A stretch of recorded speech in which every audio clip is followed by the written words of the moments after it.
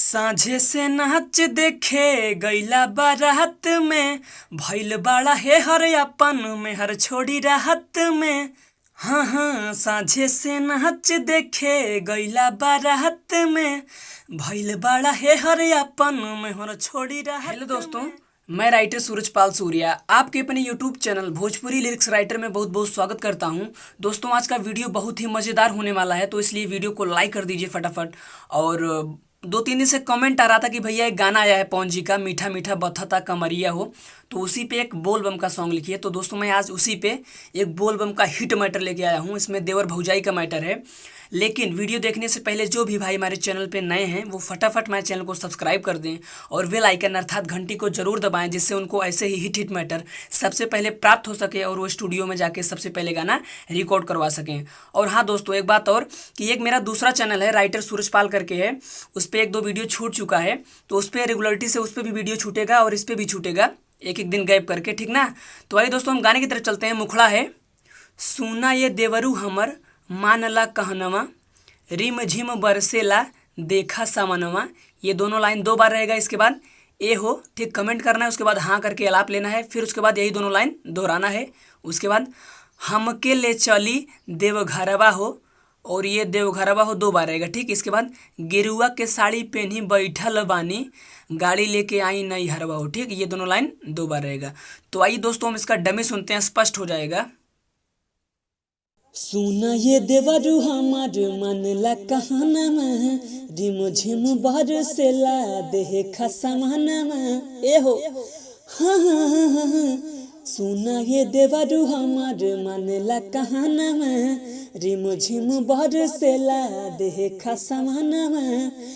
हम अकेले चले देवो घरवा हो, देवो घरवा हो, गेरुआ के साड़ी पहनी बैठल बानी, गाड़ी लेके आई नई हरवा हो, गेरुआ के साड़ी पहनी बैठल बानी, गाड़ी लेके आई नई हरवा हो। तो आइए दोस्तों, हम पहला अंतरा देखते हैं। लागल बा मन हो, चढ़ल सामन हो, भैया ना बाड़े तोहर घरवा घुमा दी देवघरवा ए देवरू, ठीक हो, बाबा के नगरवा ए देवरू। ये लाइन 2 बार रहेगा यहाँ तक। इसके बाद खुल जाई भाग के केवरवा हो, ये जो कोष्टक में है ये 2 बार रहेगा, ठीक। गेरुआ के साड़ी पहनी बैठल बानी, गाड़ी लेके आई नई हरवा हो, ठीक। ये दोनों लाइन 2 बार रहेगा। तो आइए दोस्तों, हम इसका डमी सुनते हैं, स्पष्ट हो जाएगा। लागल बा मान हो, चढ़ल सामान हो, भैया न बाड़े तोहर घरवा घुमा दी देवो घरवा ए देवरू हो, बाबा के ना घरवा ए देवरू।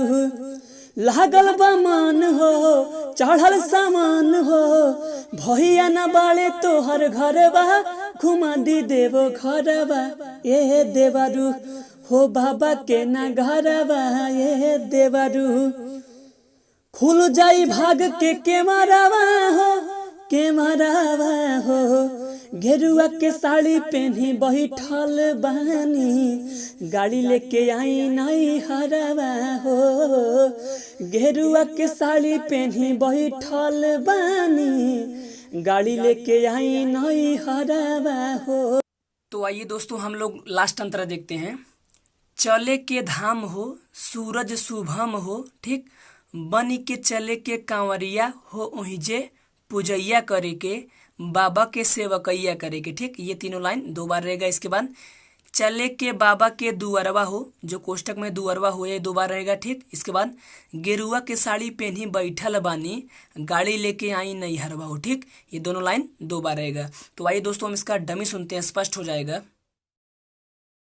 चले के धाम हो, सूरज शुभम हो, बन के चल के कांवरिया हो, वहीं जे पूजैया करे के, बाबा के सेवकैया करे के। चले के बाबा के दुआरवा हो, दुआरवा हो, गेरुआ के साड़ी पहनी बैठल बानी, गाड़ी लेके आई नई हरवा हो, गेरुआ के साड़ी लेके बैठल बानी, गाड़ी लेके आई नई हरावा हो। कंप्लीट। तो दोस्तों अगर वीडियो अच्छा लगा हो तो वीडियो को सब्सक्राइब लाइक शेयर कीजिए और कमेंट करके जरूर बताइए कि गाना कैसा लगा। अब मिलेंगे अगली वीडियो में। बहुत बहुत धन्यवाद। Best of luck.